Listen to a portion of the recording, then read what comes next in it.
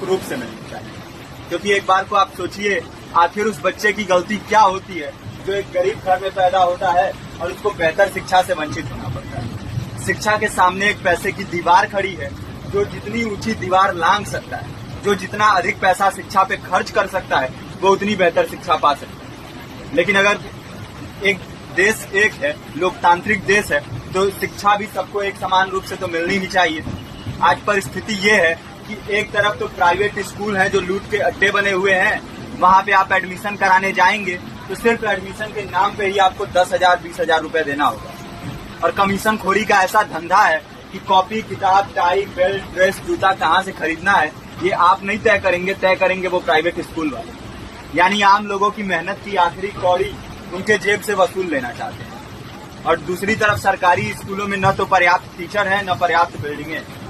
2019 का ही ये पुराना आंकड़ा है कि हर 100 में से 52 स्कूलों में या तो एक टीचर है या 2 टीचर हैं। और उन्हीं टीचरों के ऊपर जिम्मेदारी थोप दी जाती है कि जनगणना करो, मतगणना करो, पशुगणना करो, तमाम काम करवाए जाते हैं। और 19 के बाद से तब से कितने टीचर रिटायर हुए होंगे और 18 के बाद से कोई टीचर की वैकेंसी भी नहीं है।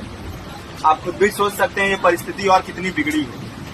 इसीलिए हम लोग ये मांग उठा रहे हैं, चाहे कोई राष्ट्रपति का बच्चा हो या किसी मजदूर का, सबको शिक्षा एक समान मिलनी चाहिए और निःशुल्क रूप से मिलनी चाहिए। प्रेमचंद ने अपने दौर में भी कहा था कि एक सभ्य समाज में ऊंची से ऊंची तालीम मुफ्त होनी चाहिए और इसका पूरा खर्च गवर्नमेंट को उठाना चाहिए, क्योंकि हमारे देश को फौज से ज्यादा आवश्यकता तालीम की है। और शिक्षा से जुड़ता हुआ ही दूसरा मुद्दा हम लोग उठा रहे हैं। दूसरा मुद्दा है रोजगार का। रोजगार की परिस्थिति ये है कि आज सरकारी सेक्टर हो या प्राइवेट, सब कुछ ठेका संविदा के हवाले किया जा रहा है। परमानेंट नौकरियां लगातार घटाई जा रही है। इसी रेलवे में 1995 के आसपास लगभग 18.5 लाख कर्मचारी काम करते थे, लेकिन आज उनकी संख्या 12 लाख है। आप खुद भी सोच सकते हैं कितने बड़े पैमाने पे परमानेंट पदों को घटाया जा रहा है। और आज आलम ये है, एक तरफ लाखों पद खाली पड़े हैं, फिर भी कोई वैकेंसी नहीं निकलती। जो वैकेंसियां निकलती हैं उनमें भ्रष्टाचार होता है, पेपर लीक हो जाते हैं। RO, UP police, BPSC, SSC, CGL, ऐसे तमाम पेपर लीक हो चुके हैं, आप लोग भी जानते ही।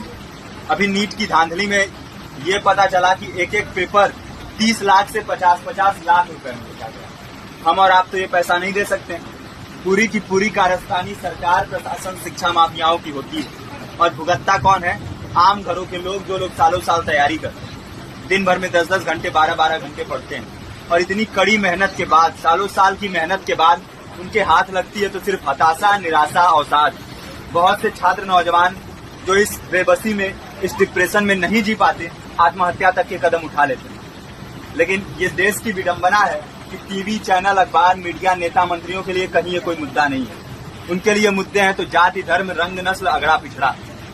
आज जब पूरी परिस्थिति इतनी भयावह है तो ये जरूरी है कि लोगों के बीच में जाया जाए, लोगों को संगठित किया जाए और एकजुट किया जाए। क्योंकि आज अगर अपने मुद्दों पर बोलेंगे नहीं तो कल को ये परिस्थिति और बिगड़ेगी। हो सकता है ले देके अपनी जिंदगी तो हम लोग काट ले जाएं, लेकिन आने वाली पीढ़ियों को क्या भविष्य देके जाएंगे, ये भी सोचने वाली बात है। हमारे साथी ने आपको पर्चा दिया है, पर्चा आप तक पहुंच गया है। पर्चे में और भी बातें हैं, इसको पूरा विस्तार से पढ़िए। पर्चे में हमारा नंबर है, संपर्क कीजिए। फेसबुक का, इंस्टाग्राम का लिंक है, आप वहाँ पे जाएंगे तो आपको पता भी चलते रहेगा कि लगातार किन किन माध्यमों से हम इस अभियान को चला रहे हैं।